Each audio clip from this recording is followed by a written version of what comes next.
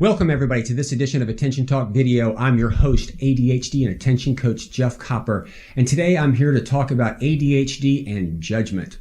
You know, I once heard by an individual, another coach, and I wish I could remember the name, you got to be careful not to compare your inside with everybody else's outside. I don't know about you, but when I go on Facebook, everybody looks like they're having the most fantastic life ever, and I know most of those people, and their life isn't quite like that. So to compare my inside, the reality of my world, with what's projected by other people is unrealistic. Intellectually, we know that, but the difficult part really is to stop and not do that.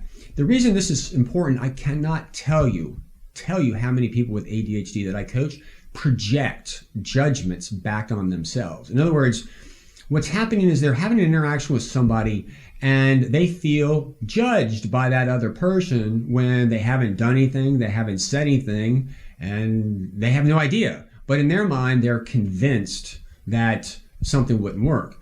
That's what I call projecting a judgment back on themselves. And it's really kind of important, I have found, in working with many people, is to actually let them know or help them begin to see is that they are projecting a judgment back on themselves, often because they're comparing their inside with somebody else's outside, and they really haven't done it. Often what I'll do is kind of coach them a different approach or different way to do it to really get the data, but some of those judgments are real, but most of the time, and I literally, probably 70% of the time, those judgments we're projecting back on ourselves are really just ourselves, and that's the very thing that's getting in the way, which is interesting because our own attention is getting in the way of what we pay attention to. It's really something that individual needs to manage. So I'm sharing this with you today because I think it's really important if you go out there and begin to notice how much you're comparing your inside with everybody else's outside, and then begin to notice how much you're projecting back on yourself.